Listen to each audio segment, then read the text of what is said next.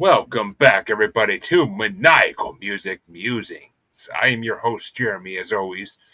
And what can I say except the Joker's wild in here tonight, motherfuckers. I was having a fun day today with 12 girls in a toy box. I'll let your brain stew over the rest of it. I don't want to keep up YouTube. But I have to pay the bills, so the show must go on, and here I am. But let me tell you, these chicks can tell me to do what I say, and I'm like, you can whip my ass for that idea.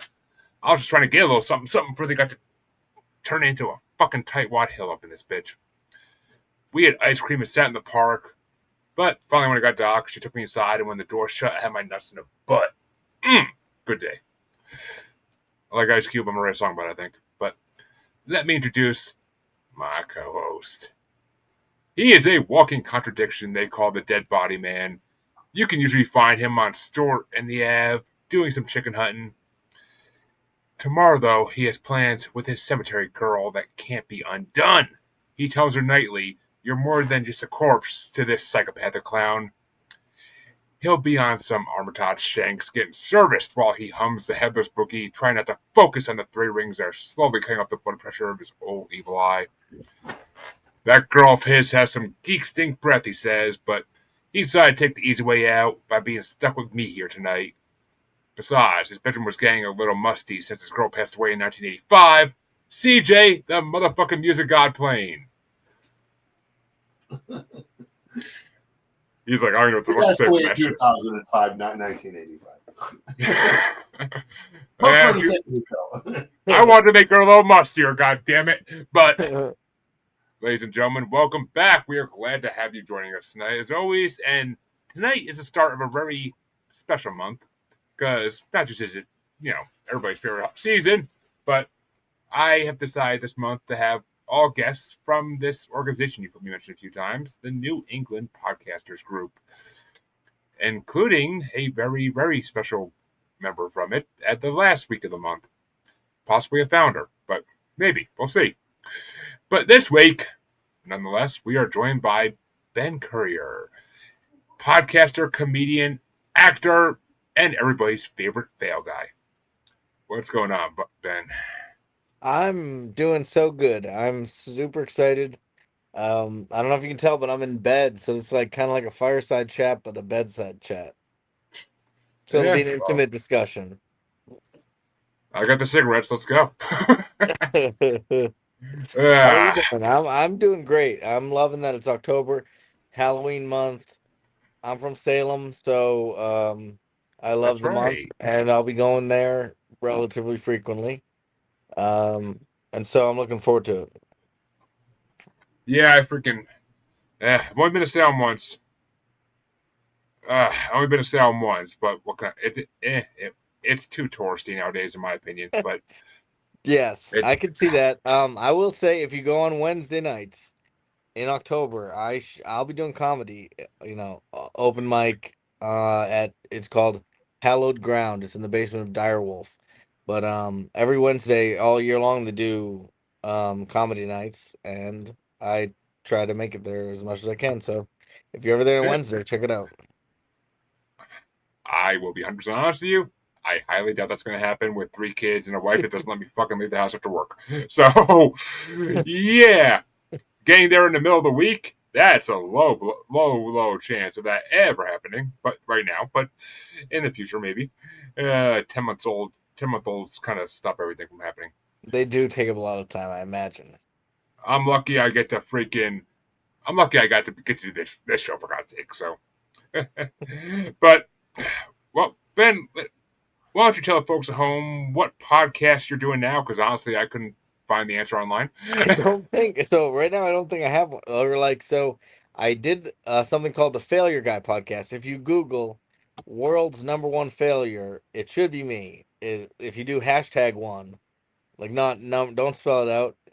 It usually is me. Usually the AI will even say it's me, but that's only because it used to say nobody really, and I had a weird goal to do that. So I decided I'd be the failure guy, and so my podcast used to be called Failure Guy.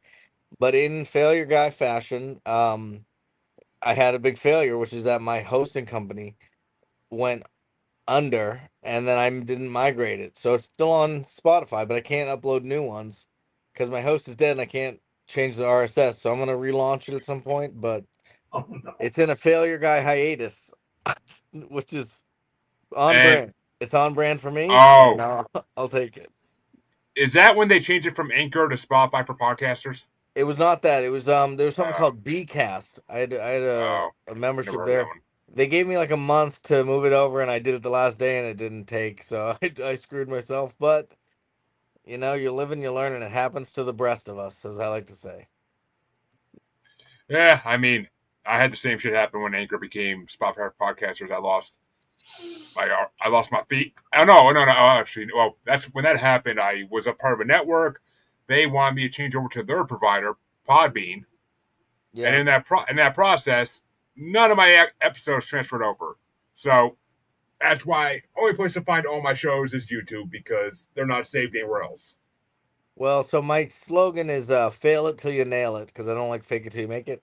So I think I'm going to do the fail it till you nail it or the fail it podcast or something and re-release the ones that are the best like Carol Baskin or Vinny Potestivo or whatever, you know, William Hung. There's some good ones that are have some people might recognize.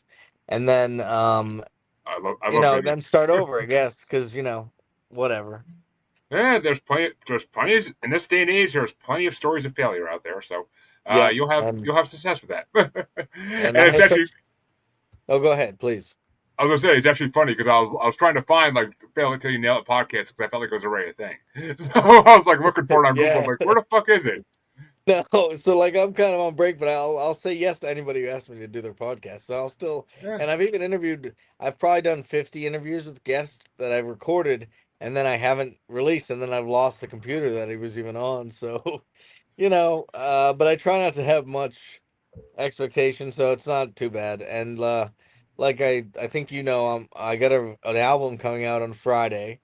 And yeah. it's so ridiculous to say, but I know I'm doing something, trying something out with electronic music, and I'm doing all sorts of weird stuff. So, you know, the podcast thing, while it's awesome, it took a lot of effort, and I don't like monetizing things. So, you know, it was kind of more of a hobby, and so now I like to just kind of randomly do things.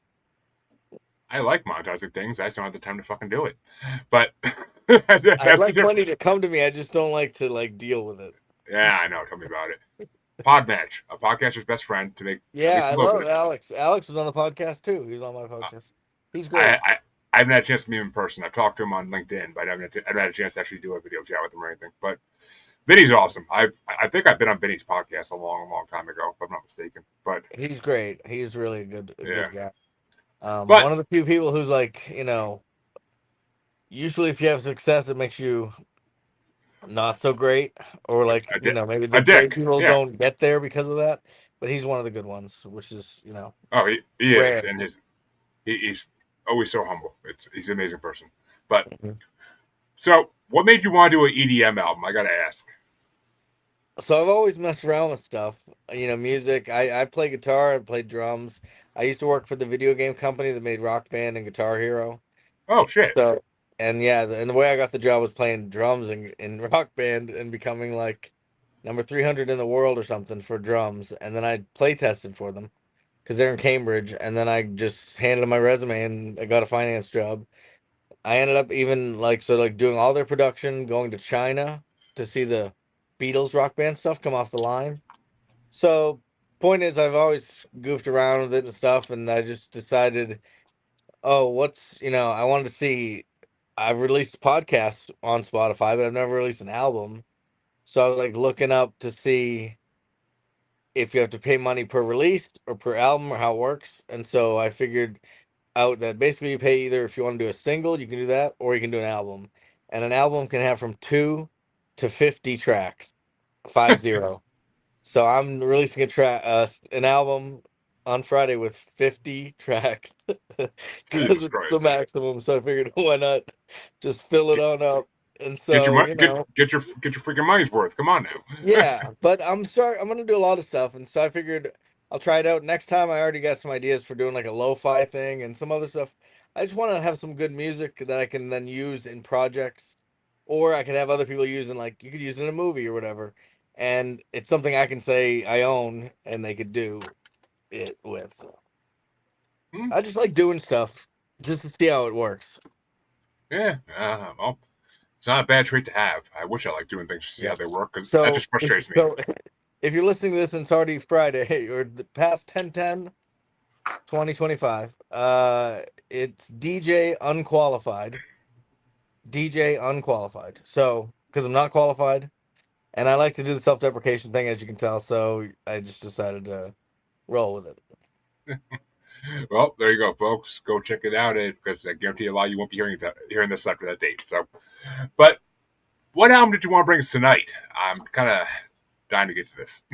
Tonight is so I don't know if you guys have strong relationships with the albums you picked, but I for a long time was listening to whatever my mom had in the car when I was younger, and then it would be like Vanilla Ice and other kind of weird '90s music, like Terrence Trent D'Arby and some other stuff, if you remember that.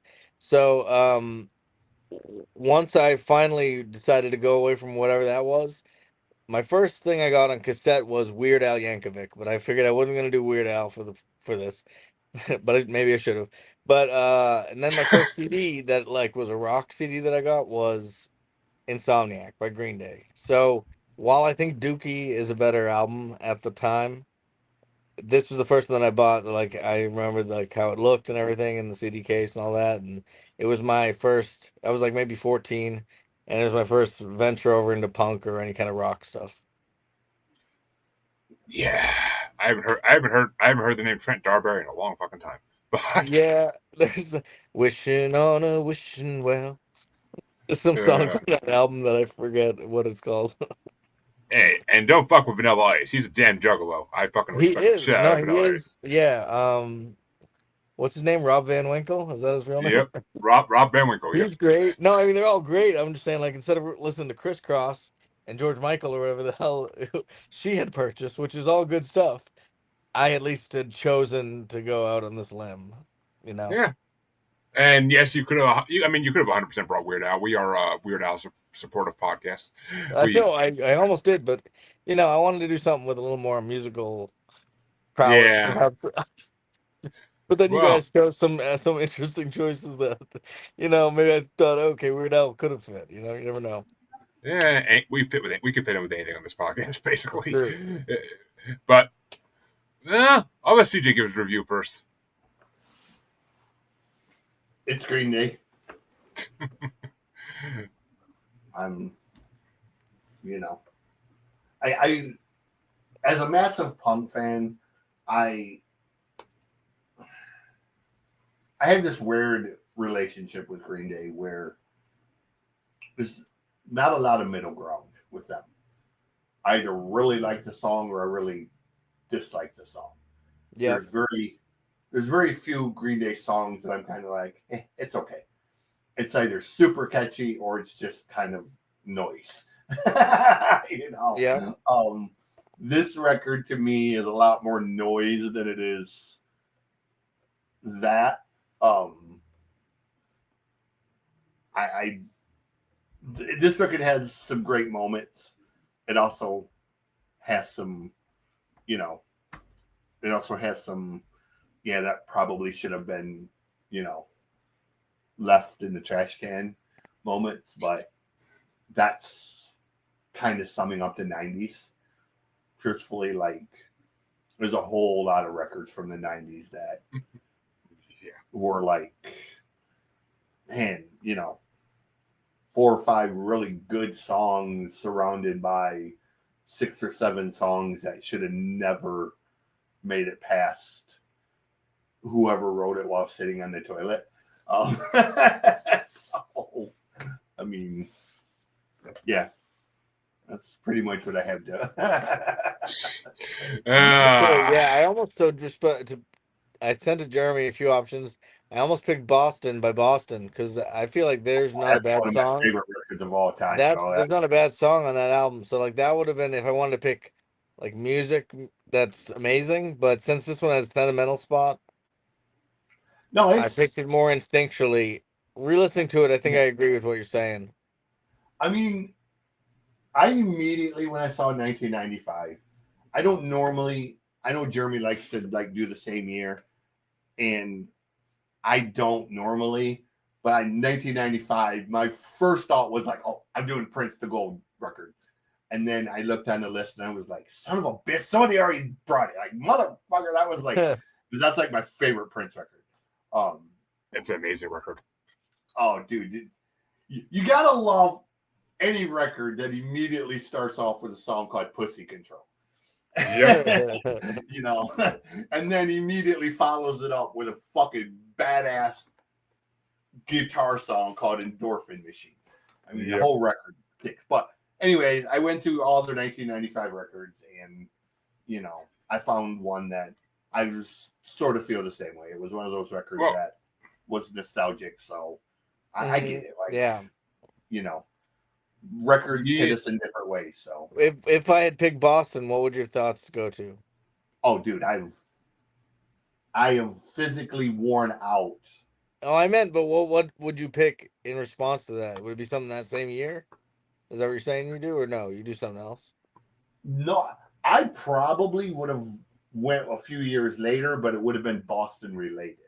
Okay, yeah. That one's I crazy because where they recorded it and all the backstory and everything too. yeah, Yeah, it's just nuts. yeah. Boston was one of the first records I ever owned. Yeah, I grew up in the front seat of a semi, so all we had was music. Yeah, because there were no like portable TVs or anything back then, and all I had was books and music. So, um, Boston, Bob Seger, Blackfoot, um, Bad Company were staples of what we yeah. listened to every single day. George Thorogood, I'm sure. That was a little later after, but It's true. Slade was a massive one. But the physical Boston record, when I was younger, I played those until I literally wore the grooves out of them, and Dad had to like buy new ones. And then finally, he just bought me my own, and he threw it at me, and he said, "Here's your own copy. Now leave my goddamn Boston record alone." So, yeah, Boston would have been a huge choice for me. Next time I'll pick that one. Exactly. I was just gonna say that, but see, my relationship with Green Day is almost. I mean, it was non-existent before the show got started. This is now the third, maybe fourth album from Green Day. Yeah, third, because I looked up the album for you.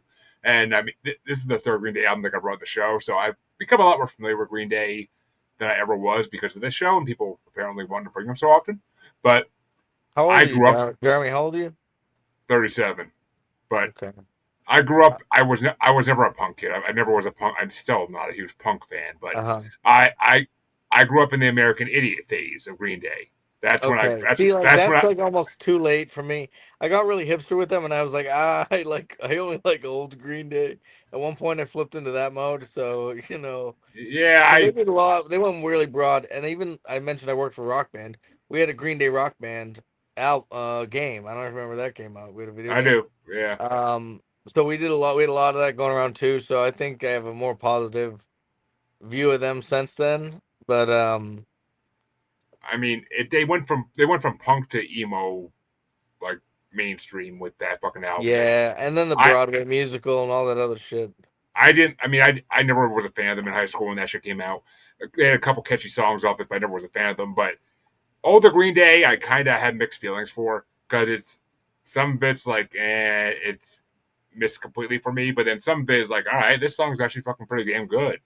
And I mean, it's like Blink-182. Either they got it or they don't in certain songs. Like it's in the same realm for me. It's just I can't like everything they do. It's not going to ever happen. Sure. Blink, But this Blink album, is a lot more they don't than they do. oh God, yes, it is. But I'm not a Blink 182 me fan. too. Me either. They got their hits where they're running naked down the streets, and that's about it. But this album though, I actually like this album. It kind of surprised me because I was like, this is not like any Green Day I've ever heard before. This album, they're a completely different style in this album than I'd ever heard them before. Even on the older albums, freaking was Doogie or where the hell it is. But Dookie was and right before this one. yeah, Yeah, Dookie. Dookie was the one before this one, and they were. They Yeah, had I know like what you mean. This one Longview. was a little more different, a little bit more harder rock sometimes. It's definitely more when I think punk rock. This is actually more what I think of. Like almost they did like almost a Ramones tribute on this album because like the singing style Okay, yeah. is very Ramonish. But Yeah, it's what they did. I mean, in their early days when they were still playing at the ranch and um, um, 40, 40 Ranch in San Francisco, they were very Ramones. And, you know, like when they did Longview and um, the one before Dookie, like their underground stuff, um, you know, they were very raw. Kerplunk, I think, is the one, right? There's Yeah, Kerplunk there's Kerplunk and and then there's, Slappy Days, 1,000 Happy Days, or yeah, something that's like it. that. You know, Something I like mean, that. they had 3 or 4 records before their major label,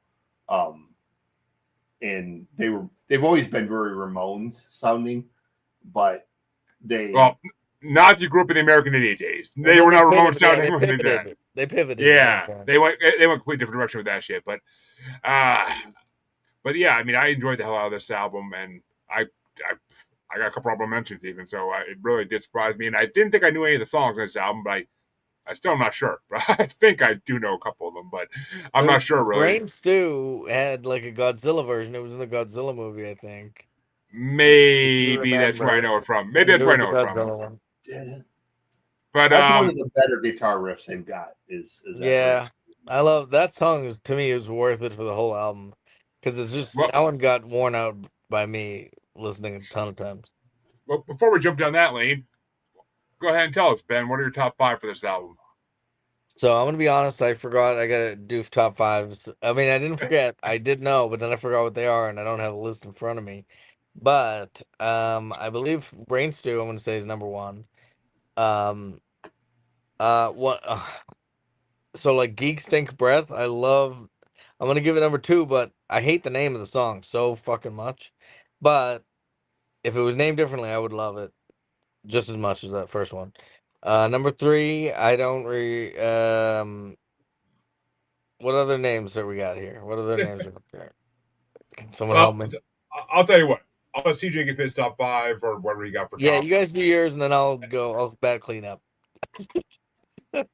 It works. I had I took some 4. edibles a little bit ago too, so I'm not like on the ball necessarily, but we'll see. I had 4. Number 4, I had Walking Contradiction. Oh yeah, Uh, that's really good. Number 3, I had Stewart the Avenue. Number 2, I have 86. 86 is a really catchy tune. But the Brain Stew, like you said, it's pretty much the centerpiece of this record. That guitar riff, that dead end, Yeah, dead end, dead end, dead end, dead end, dead end, dead end. You know. yeah. And growing up, right around learning guitar around then, it was like perfect, Yeah. easy song to learn. And he does it in this voice that's even bad singers. It's pretty easy to sing this song. So Yeah, it's one of those good karaoke songs that it's kind of hard to fuck this one up. So yeah. Well, I had 2 honorable mentions because I dug the hell out of this album. Well, most of it.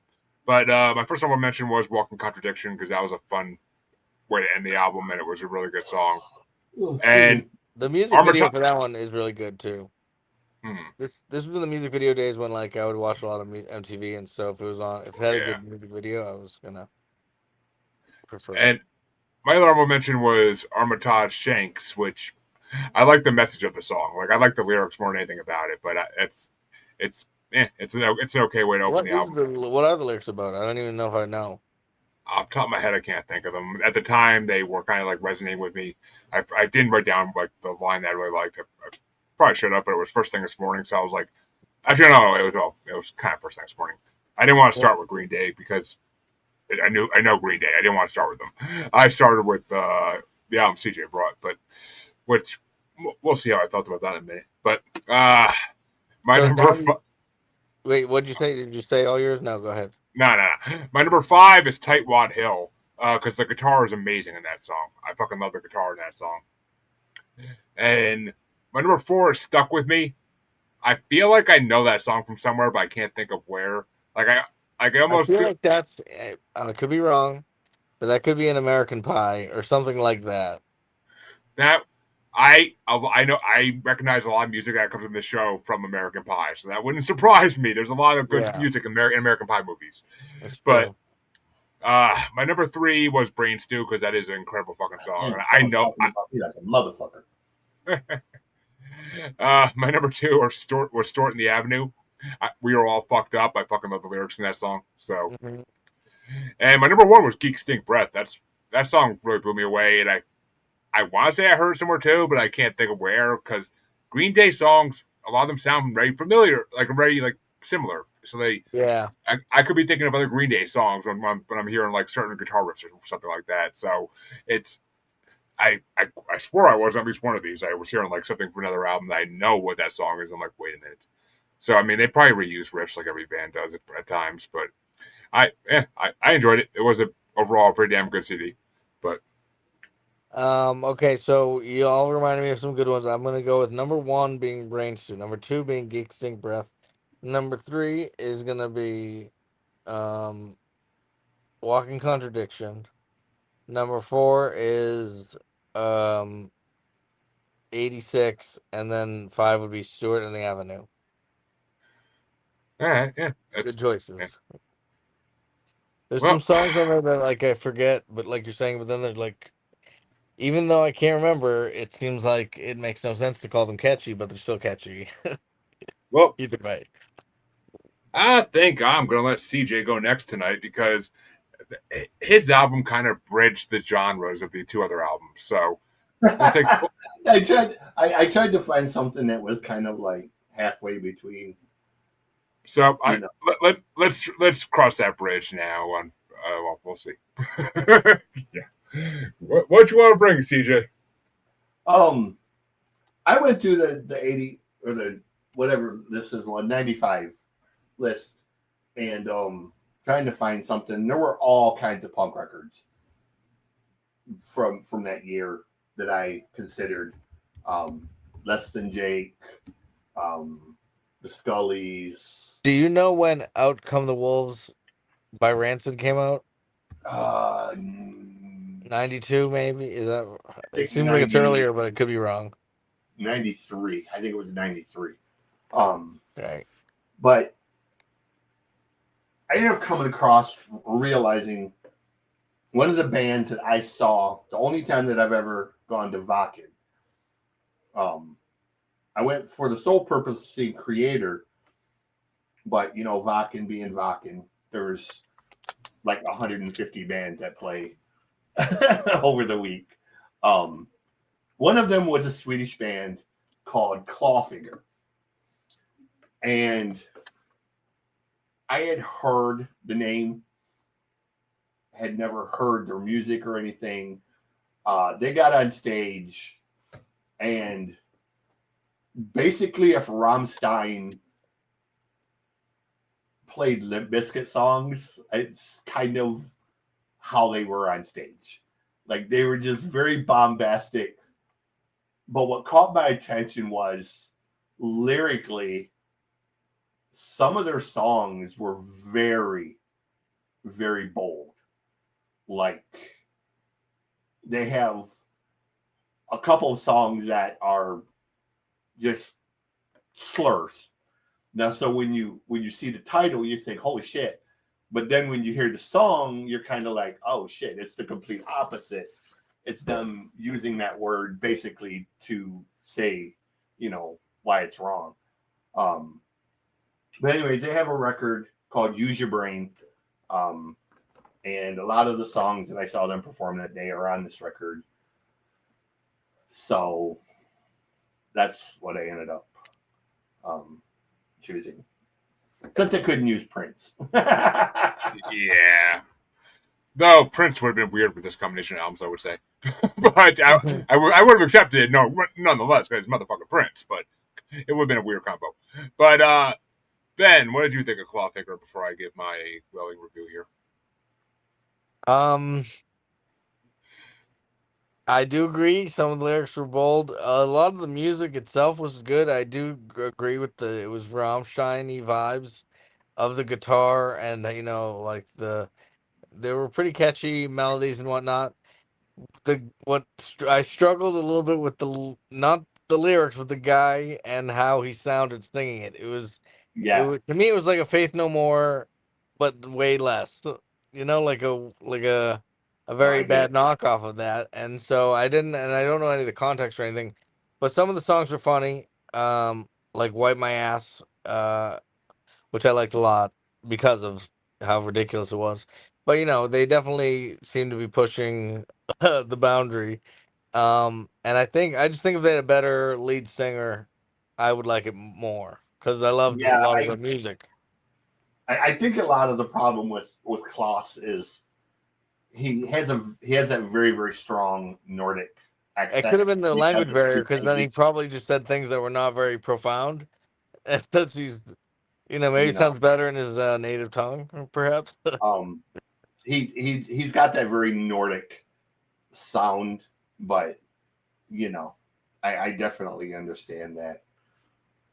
You know, he's not. They're not going to be for everybody, because there's certain songs on this record that I don't like, but they make up for it on the other songs that I do love. Um, so they're kind of And they're obviously really talented too, for sure. yeah. I mean, they're still together. They've been around for 25, almost. They're going on like 30 years touring the same five guys. So Hmm. I mean, they've worked really hard to get where they're at and build their fan base. For Well, sure. let's see. What did I think of Clawfinger? I started my day off with this fucking album when I got to work and not knowing at all what to expect because I never heard that fucking name in my life. But I'm like, all right, I've been surprised before. I've been surprised before by bands I never heard of, so I don't like to think negatively immediately. Put on the first song, and I was like, what the fresh fuck, CJ? And I was like, oh, I'm like, this is what Linkin Park sounds like without the rhythm. Okay, good to know. But I, I, and I don't know. It's just I am really having a hard time today, like even trying to think of what to think of this band. They're an amalgam to me. Like basically, it's like I don't know which way they're going or what to think of them. The lyrics were good for some of the songs. The freaking beats were good for some of the songs. I mean, the guy's voice, I definitely agree with Ben on that. The guy's voice is just not pleasant. Like there are certain singers' voices that I can like listen to all day. I feel like I Yeah, would want to throw the CD out the window if I had to hear it on repeat all day. So there's like So it, this kind of like a cringy style that was like kind of like maybe it was the '90s thing or whatever. It's like and like like very I mean, no, uh because there were that's rappers that did, there that's were why I rappers that did, describe him as like if Limp Bizkit and Rammstein, I, because he does kind of have that cringy Fred Durst thing a little I bit, could see, but yeah, I could see I mean, you I know. could see that 100%. I mean, I thought of Limp Bizkit right away when I heard them, but it's it's like I don't know. They're just it seems like they're trying to be something and they're not being it. And like unless the guy changes how he does his fucking songs in the future records, I don't know how they lasted so long and carried a fan base. I really don't. I mean, I will say, I was showing my girlfriend it because I was like, this is not that great. What do you think? She likes like heavier music, whatever. And we both looked, and I saw there's 258,000 monthly streams, and I'm like, who the hell is listening? I can't believe there's that many people listening to it. I mean, Yeah, it's So I agree with you. How do they get that? But maybe they have some gems in there. I a lot of it is they have a song where the title is the N word, and it's I an know I saw that one. I was very confused as to which way it went, yeah, and it's an then at the end, anti-racism song. And then they have FAGGIT, and that's basically a song making fun of a anti-gay preacher from Sweden. Um, and then there's a couple songs where they're making fun of Varg from the Lords of Chaos thing for, you know, all the church burnings and all the white power shit that Vard has done.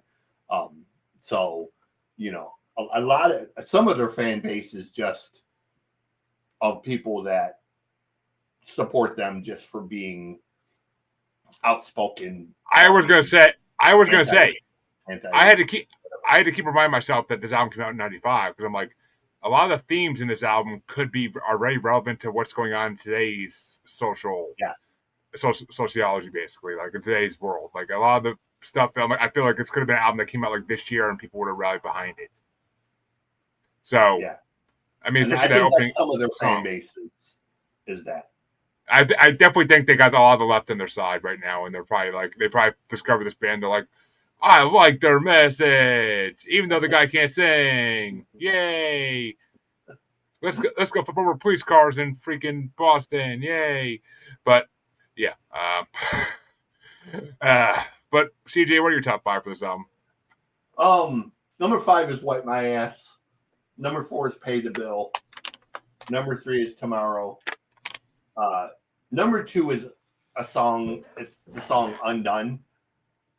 I really relate to Undone, where he's talking about just regretting all the stuff he did as a teenager and the shit, how he hurt people.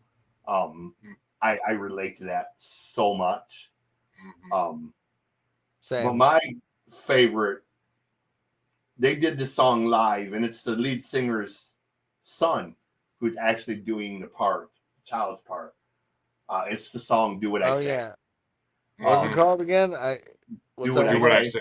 Do what I say. I had "Do As They Say." It was "Do What I Say." Okay. Yeah. The first time when they were doing it, it reminded me of the Little People's thing from Les Mis.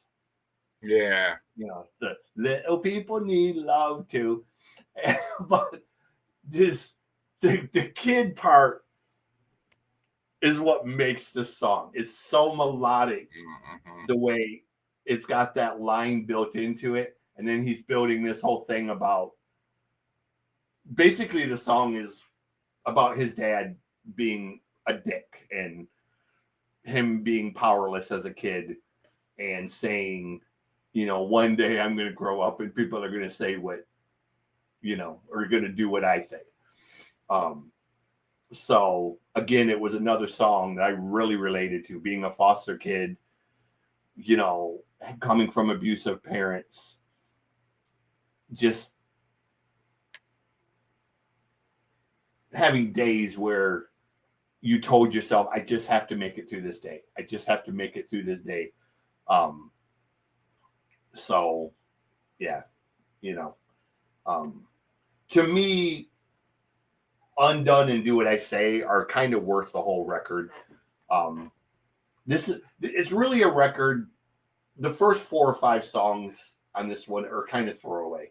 It's right around song 5 or 6 where they really catch their bearing and, you know, go all out. So I can agree with that. Yeah. But Ben, what were your top 5 for this one? I only had the top 3. I'm gonna steal 2 of his because I don't remember some of the other ones. I had number 1 being "Wipe My Ass" because I like funny things, and it was pretty funny to me at the time. So I picked that as number 1.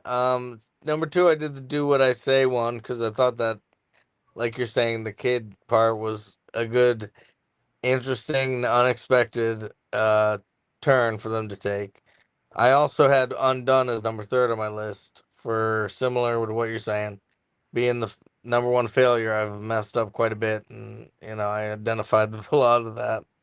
And then I wrote down "Tomorrow" and "Pay the Bill" because I didn't remember any other ones. If Jeremy refreshes my memory, I might switch it out. But Maybe I only got one that everybody else didn't do, but I have my honorable mention is "Pay the Bill."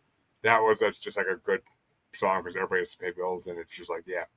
But my number 5 was "Tomorrow." That was a good way to end the album. My number 4 was "Wipe My Ass" because that was a funny ass song. But my number 3 was "Undone" because I can I can also relate to that. There's a lot of shit I did in the past I wish I could undo. So my number 2 was Easy Way Out because the lyrics and the beats are phenomenal in that song. I fucking love that song. And my number 1 was Do What I Say because the kid's voice does make it. And knowing that it's his son makes it even better, honestly. And it reminds me of this song from the 50s called Tell Me a Story that Jimmy Boyd did. And the kid's voice like makes that song too. So even though it has nothing to do with it, it kind of reminded me of Jay-Z Hard Knock Life. yeah, Anything. A little bit, yeah. Well, It has that vibe to it. Like it has that sort of the innocent, almost musical, yeah, type of thing. Like the first time I heard it, like I said, it was at Wacken. There was like 80,000 people. You know, what's Wacken? I don't know Wacken. Wacken is like the largest metal festival in Germany. Okay, nice. What part of Germany? What part? It's okay if you forget. Cologne. It's outside of Cologne. It's outside of Cologne. I've been to Frankfurt, and we were gonna stay in Munich, but we had to cut it out of the trip because we didn't understand how the Eurorail worked, and we missed a day. It's outside of Cologne. It's a 5-day festival. They have between the local bands, the mid-level bands, and the big headliners. They have normally 3 stages, and they have about 150 bands that play over the week, pretty much around the clock. Like it goes from 6 in the morning until 2 o'clock in the morning. And then at 2 o'clock, they kind of chill for about 4 or 5 hours to set up for the next day. But it's about 100,000 people a day that are there. Crazy. Slayer, Black Label Society, Creator. I mean, a who's who. Lord of the Lost. I saw them actually play there one of the times I was there. Lucky bastard. Okay, yeah. So you were in the perfect scenario to enjoy this band. Yeah, like I had heard of the band before that. Like I had never heard them, but I had heard because basically when they did the N-word song, it got them a lot of attention. You know, I bet. And they did the video for it. And of course, you know, I had never seen it or heard it or whatever. So I knew they were playing. And then the other stage, I think it was Belfagar or something. It was some death metal band playing. And Belfagor, yeah. Yeah, like I like death metal, but I'm not like a massive fan of it. So it was kind of okay, you know,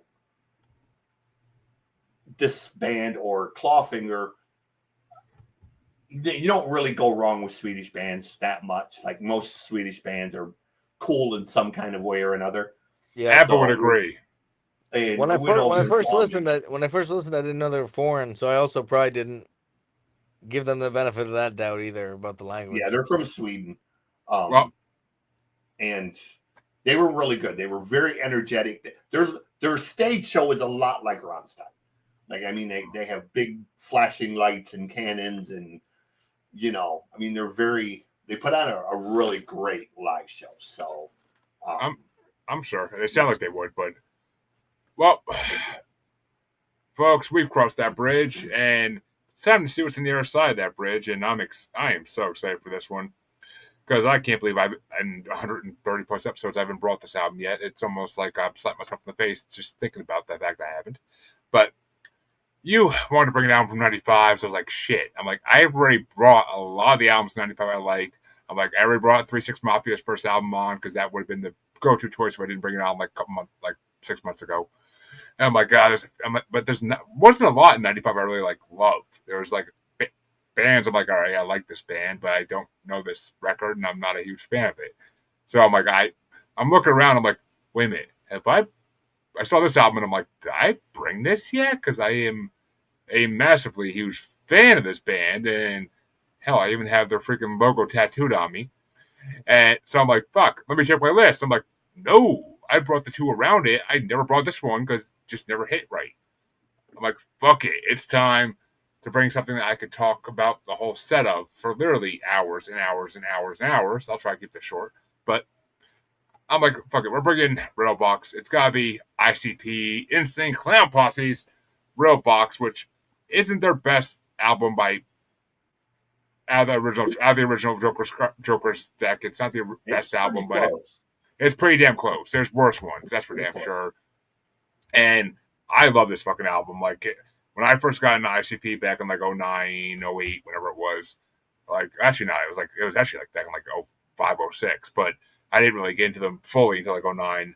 And like I heard this album full the whole first time. I was like, this album is fucking incredible. It's just hit after hit almost. What got you into them? I just randomly came across them on LimeWire. In Date myself. 2008? And in 2004, 5, 6, Okay. when I was in high school, I was just on LimeWire putting in random words to try to find songs that had those words. And I came across the dating game, or as it's really known, the netting game, off of Great Malenko. And I remember when Great Malenko came out. I was hoping you would have picked Great Malenko, but maybe you did like a I different one. I brought Great Malenko before because that is the Yeah. best album out of the first. But I remember I was in middle school and we were into that, so that's why it seems like you're late to the party, but only because I was early to the party. That is the story of my life, Ben. I am late to the party for every fucking thing in this world. For podcasting, for music taste, I was late to the party all the fucking time. I didn't know, I never even heard the term Juggalo or ICP.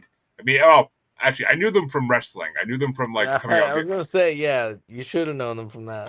I knew them from like when I would watch like the VHS tapes of like the old pay-per-views, and I would see them at that one SummerSlam in '98. But other than that, like I didn't know they rapped. I just knew they were at a freaking wrestling. I thought they were wrestlers. But they did pretty good in wrestling, considering. Well, I mean, with their own shit, nobody else was actually going to keep them on the roster for a long time. But JCW is getting huge now. Yeah, it really is. Juggalo Championship Wrestling. It's getting pretty damn huge. But I keep seeing shit about it now because they're focusing on that more than the music now because they finished. Oh, really? I didn't know anything about it. They just finished the second Joker card deck, and I think they're pretty much like saying like, all right, we're pretty much done with the music thing. Like we released like 35, 40 fucking albums at this point. We're done. Their albums been getting progressively worse. I haven't heard the newest one yet. I've heard it has some bangers. I don't know. So like just as much as I loved them in middle school and high school, I then did not really give a shit about them from then on. So see, I got the throwback big time. You're not the first person I've talked to them about and like had them say that. That's the benefit of getting them later in life is because you had a later honeymoon period, so you're still on the fall off. Not quite. I mean, I still listen to them on like a regular basis, and I don't switch. It's not like you're still drinking the Faygo. Faygo's fucking delicious. Don't make fun of Faygo. He's from I meant. Like he's from Michigan, like drinking the Kool-Aid, you know. He's from Michigan, where they make Faygo for fuck's sake. But it's not bad. I like the what is it, Moon Mist? Oh yeah, I like cotton candy, but I forget the flavors, but it wasn't bad. Dude, they got a new one. I don't know if they've put it in other places, but they have a new one. It's a caramel apple one. I heard about it. Apple. It's so fucking good, and the Jolly Green Apple one they put out too is really good. I mean, I'm pro sodas of various kinds, so I'm all about it. Same, but I mean, yeah, I was late to the party, but the great thing about that is everybody that got into the party when it was huge, they grew out of it as they got older, and they weren't kids anymore. They grew out of it because they thought it was like a part of youth. People who got into it in their later ages in life, it wasn't part of our youth. It was simply part of our life. What you're saying is exactly true also for wrestling, which is very related. Meaning I liked wrestling when I was in my teens, and then I grew out of that as well. But a lot of people might have not liked it until they were much older.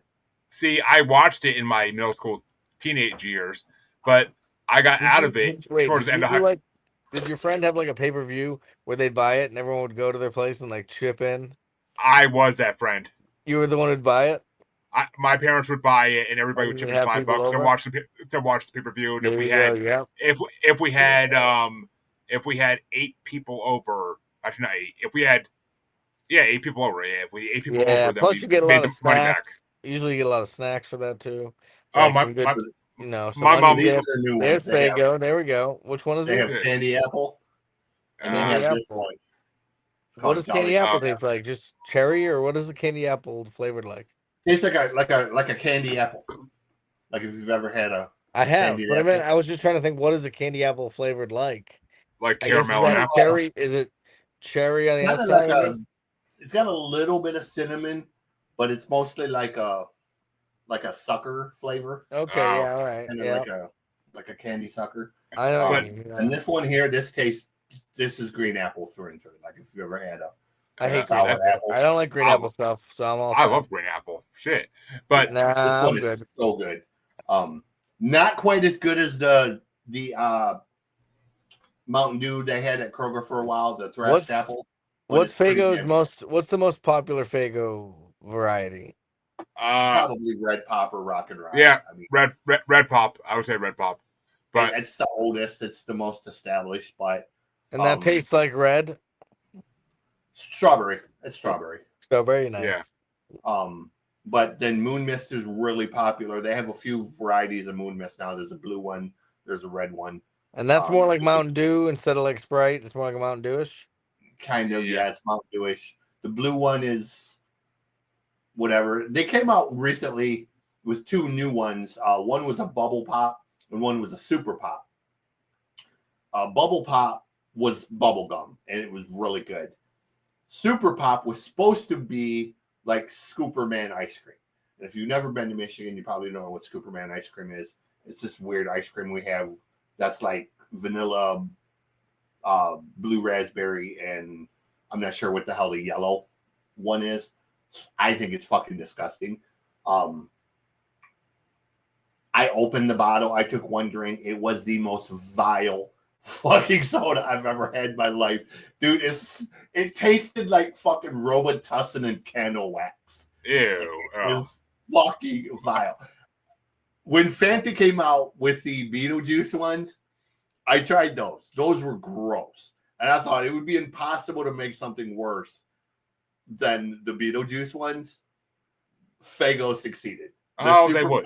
Is terrible. Well, put it this way: the only place you can really find Fago around me is in dollar stores. So Yeah. that tells you something. But all right, Yeah. Ben, I'm done to hear. Hold on, can you guys go first because I don't have it handy, but I do know once I hear them. So Well, can I go I last? was I was just going to ask what you thought of Roblox. Oh, I love it. So I mean, I don't love it. It's not great Malenko, and I don't like remember it from back in the day all that much. I will say, with specifically Riddlebox, that one made me want to start a comedy club with that name or an open mic night, and then use that as the theme song.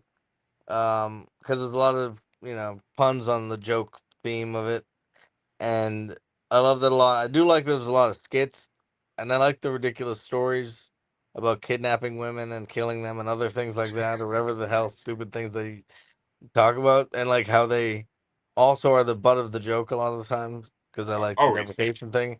So they're also getting killed and other things or whatever the hell happens. Violent. But Violent J is the most self-hating person in the world. yeah, so that's how it was a good throwback slash new a lot of new stuff because I don't remember too much. I remember the visual of it because I used to have a bunch of them, Yeah. but my memory isn't even all that great in general. So like I don't I think I kicked that info out at some point, but it was like a refresher. But I have some good memories of them in general, so I enjoyed the trip down memory lane. I figured it'd be a nostalgia trip for you, if anything. Yeah, Being that you're from Massachusetts, but for sure. but CJ, what did you think of Riddlebox? I love Riddlebox. Riddlebox was the CD that got me into them. I mean, being from Detroit, I knew about them beforehand, but I didn't really. I kind of have this thing about jumping on bandwagons. I feel you. Yeah, I know what you mean. Like, That's you why know, I ditched. That's why I ditched Green Day. If too many people are on the bandwagon, until I jump off the bandwagon. if it's one of them things where everybody's rushing to it all at once, I'm kind of like, okay, y'all go do you. All my friends were like, dude, you got to hear Riddle Master. You got to hear Riddle Master and Ringmaster. Ringmaster, I'm sorry. And then they said the first one. And the first one had Kid Rock on it. And they had the Fuck You Rebel Flag song. And I was like, okay, I'll even need to. Well, I didn't get that far because second I saw the Fuck Your Rebel Flag featuring Kid Rock, I was like, okay, I don't even need to listen to that. That's going to be one of the dumbest, corniest fucking songs ever written. You know? So I don't even need to hear it to know that it's going to be a dumb fucking song. So well, actually, Kid Rock was on Is That You? He wasn't on Fucking Rebel Flag, but I thought he was on. Anyways, I didn't listen to the first two records. But when Riddlebox come out, I was managing an Arby's at the time, and one of the guys who was one of my sandwich makers, he was a huge ICP fan. And he's like, dude, you gotta hear this Riddlebox CD. And I was like, yeah, whatever. So after we closed, I let him put it on. And I was like, actually not that bad. There's a few songs that were kind of funny, you know, like Ha Ha Chuckle. So I started listening to it and I realized that, you know, they're actually fairly talented. And even if I didn't like them, you have to respect their hustle, you know. Yeah, and the commitment to the bit too. I love the sound effects, the laughing, the you know, all the stuff and the weird like clown toys. You can just hear a lot of good production value. Mikey Clark is an amazing producer. Yeah, he is. You know. So, but all right, I'm gonna do this little spitfire for my honorable mentions because I have a top 10. I have a top 10 basically because it's fucking Roblox. But my honorable mentions were Dead Body Man. It's a classic. The Show Must Go On. Another classic. Kind of a almost an honorary thing to the Queen song. But number 8 was Toy Box because that song is fucking hilarious and it's just I love this. Like you're saying, the sound effects are fucking amazing in that song. Yeah, that one. The way they loop all the sound effects together to make it sound like a beat, freaking is amazing. And I love the skit at the end of it that goes into Cemetery Girl. Just because she's dead, we should break up or something. Like it's fucking hilarious. What? She's not as fresh as you. Like I love Jay's voice when he does that shit. It's hilarious. Yeah. My number 7 was Joker's Wild. I love when they do game show shit. It's always funny. And the fucking commercials they do, like send your mama straight to the store, tell that bitch to bring home a Faygo. I fucking love that. I love that shit. And my last honorable mention was Headless Boogie because which one? What was it? Headless Boogie because Headless Boogie is just like a fun dance. When they do dance songs, it's fucking hilarious. And I've heard so many like people in Massachusetts tell me like, yeah, I walked into a party and everybody was just doing this dance to Headless Boogie, like because there actually is a dance to it. I couldn't tell you what the fuck it is, but there's a dance to it apparently. I found that out years ago. My number 5 was Little Something Something because whenever they do love songs, it's fucking hilarious, and Little Something Something is fucking phenomenal. Number 4, and I also can't believe it's this low, but maybe it's a new appreciation for certain songs. My number 4 is Chicken Huntin', the better version, the Slaughterhouse mix. I hate everybody else wants to be like, no, the original version on Ringmaster's better. I'm like, no, the fuck it isn't. Shut your mouth. The metal version they did the video for is fucking incredible. But my number 3 is Cemetery Girl because they have a thing for necrophilia, like a lot of hardcore bands, and they fucking do funny ass songs about it. So Cemetery Girl is classic. My number 2 is 12 because I fucking love 12. I think it would be the most amazing horror movie if they actually made a horror movie based on the storyline in it. And it's basically like listening to a horror movie, like someone basically reading you a horror script. But yeah, my number 1, and this song I always love, but I got like a new appreciation for it today for some reason. My number 1 is Old Evil Eye because it literally is one of the best beats and flows I've ever heard in a rap song. Like it just like the song is perfect almost as a rap song. It's like Violent J and Shaggy's flows and fucking like they Was say wait, was everything. Little Box in your list at all? No, I'm not a huge fan of like Riddlebox and like Ringmaster's Word. I'm not a fan of like the title tracks they do on a lot of their albums. Like Carnival Carnage is like one of the worst tracks on that first album. Like it's just their title tracks are just that. Their title tracks are intros and that's basically it. Like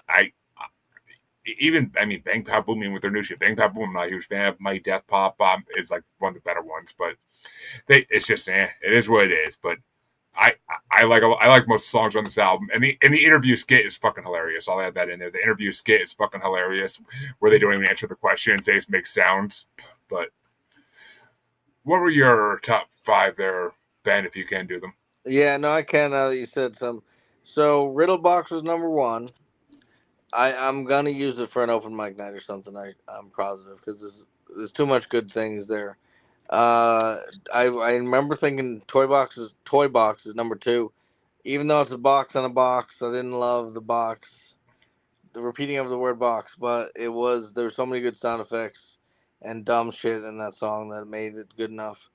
Number 3, I didn't know between 12 or Headless Boogie, so I'm just gonna say both, even though I can't use 2. And then I'm gonna say Show Must Go On as number 4, and number 5, Dead Body Man, because Dead Body Man doesn't make any sense, and the nonsensicalness of it is what I liked about it specifically. Yeah, they're big on zombie type songs, but I love that.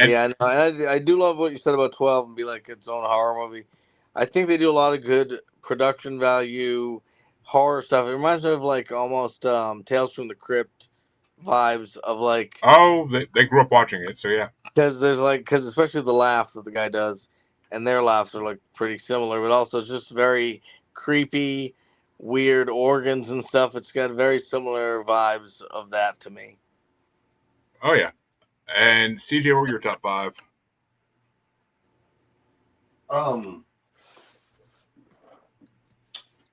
Dead Body Man is just a continuation of the song Wagon Wagon, basically. Yeah. More or less. Yeah.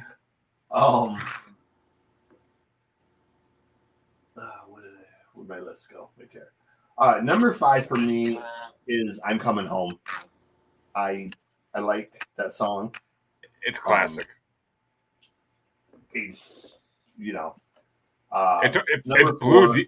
It's bluesy almost, like I live my life in the gutter.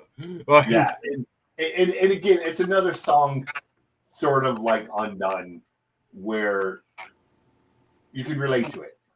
Having been homeless, having lived house to house, and living on people's couches, you can kind of relate to that scrubby, sort of down on your luck shit that he's talking about.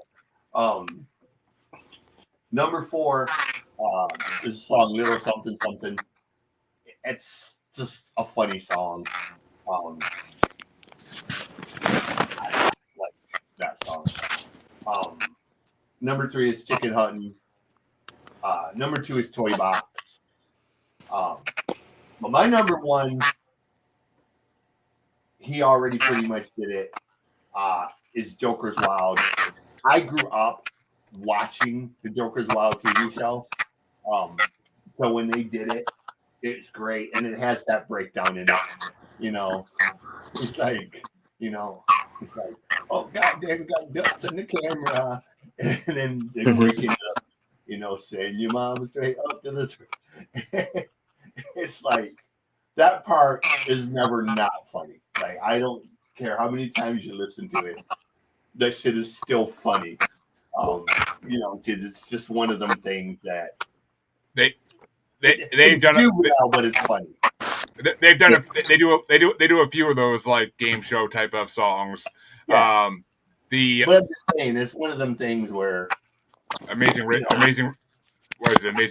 or whatever it's called. Off of one of the forgotten. Or like you said, the dating game one, like you said. There's a bunch of them, but there's certain things in life that no matter how many times you see it, it's never not funny. Just because it's so juvenile, it's so stupid. It is, but it's you know, I watched Van Wilder 500 times, and I will never not laugh at Van Wilder, of just course. because it's a great fucking movie. Porky's, the first Porky's movie, same thing. You know, with Lassie, the Lassie gag. I don't care how many times you fucking watch that, it's fucking funny. You know, and ICP does that with a lot of their music. Like a lot of it's just like always gonna be funny no matter how many times you hear it. Like yeah, it's just because it's juvenile, it's stupid. You know, and people make fun of ICP. Oh, you know, they're shitty or they're this or that. They don't care. They're laughing all the way to the bank. They don't take themselves seriously at all. I mean, dude, you can't. They've put their to be rappers and then to do the WWE thing. It's so funny. Yeah, I mean, I worked at a Halloween place in Royal Oak for a long time, and it was a combination of, you know, Halloween stuff and other shit, all kinds of random bullshit in this place. And we were in there one day, and this guy walked in, and he said, "You know, we need to place our order." Okay, what order? He goes, "Well, we have a monthly makeup order we make here." Okay, let me call the owner. I don't know anything about who are you?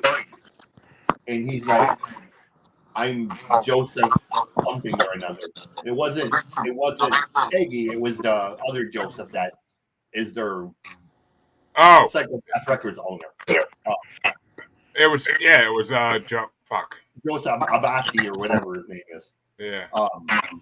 I didn't know who the fuck he was. I had never seen him. I didn't know a lot about him. So I called the owner. He goes, "Oh yeah, that's ICP. They're gonna write you a check." Okay. He goes, "Their shit is upstairs. It's in the back room." He goes, "It's all in the front corner there." And I say, "Okay, why is it up there?" And he's like, "Because it's so large, it has to be kept away from everything else." I was like, "How much fucking makeup do they have?" He's like, "Dude, it's like 40 boxes." And I'm like, "Do you know? Remember what brand is it?" I did. It was like face paint and different shit. And my first thought was, I got to drag 40 goddamn boxes down the fucking stairs from upstairs. That was my first thought too when you said it. Yeah, like, fuck is this? So I drag all this shit downstairs, and I don't even know how to ring this shit up. Like, I was like, let me call you. I don't even know what this shit costs. And he goes, "Oh, I already got the check." He hands me a check for $15,000. Oh yeah. Wow. And I was like, okay. I'm going to assume this is a good check because the owner knows you and you know the owner, and I'm the new guy here. So just sign the back of this fucking thing, and I run it through the machine, and you know, never had no problems with it. But he started coming in. They would come in like once a month at the beginning of the month, and they would get like 30 or 40 boxes of, you know, face paint and all kinds of shit for all the people, you know, it's their entourage to do all their makeup and shit. Apparently, they use a disgusting amount of face creams too. And they don't go in public without being painted up usually. So at least back then, it'd be weird to see them without their makeup. Yeah, they never came in. Just the other guy did. Oh, why would they pick? Why would they pick up their own face paint once they got big enough? Like, why would they? But it'd be like seeing Guy Fieri with his hair down. You know, it'd be like weird. You can see pictures all over Facebook of them without makeup. They're nowadays they're all over the place with the regular. You guys faces, know? But... So my girlfriend's got a couple things on the wall. I don't know this band. Do you know Bad Omens? Yep. Very well. This one's signed. This one's signed. I don't know. Someone brought a couple As I Lay Dying ones there too. Yeah. If you know them. Bad Omen. Someone brought Bad Omens on the show about 3 months ago. I forget the fucking name of the album, but Jordan. It was Jordan Keller. Yeah, it was Jordan Keller. Yeah, I forget the name of the album, but Death of Peace of Mind. Yeah. But well, folks, we brought you your album choice for tonight. What are we doing next week? I am not entirely fucking sure, but I'm working on that. But we want to thank Ben for coming on because it's been a fun fucking episode. And he's welcome back Very much. I anytime. appreciate it. But I'm pretty sure he has his album picked out if he comes on again. But Ben, where can they find you, man? Where can they find what you do? I'd say if you're watching this in the near future, in the next 3 days, check out DJ Unqualified on Spotify. There'll be some mostly techno dubstep songs. There's a couple weird ones in there as well, just to see how they do. But it should be fun. It'll be interesting to see how it works. And yeah, send me the link for that when it comes out. So if you want to connect on Instagram, it's Benny Fitz Comedy, like friends with Benny Fitz, Benny FITZ. That's what's up. Yeah. CJ, where can they find you? Music God CJ playing .rocks ROCKS. We'll have the new podcast debuting here around Halloween called the Mosh Pit Manifesto. All metal, all punk, all the time. We're gonna start it off with not who I thought I was gonna start it off with, but a couple other things. I am working on an interview with the band called The Fuck Off and Dies. So, and we got a few others signed up, Golden Pursuit and my friend Chris's band and a few others. So we're gonna get into the mosh pit with that one, but yeah, just look up what you see on the screen. And folks, you can find both your musers on Facebook at Squatchy Largefoot, on X and the Gram is at Juggalo Bastard. And of course, YouTube is the best place to find us. Maniacal Music Musings. Everything that's ever been done is on YouTube. And we get to see our smiling faces for many years to come. But come back Saturday for the final part of the Avantasia bracket, and we'll find out who gets to pick the Halloween theme bracket that's going to take place after it. And other than that, come back next week for your regular episode of Maniacal Music Musings. Have a good week, everybody, and remember, send your mama to the store. Have a good one. Thanks for having me.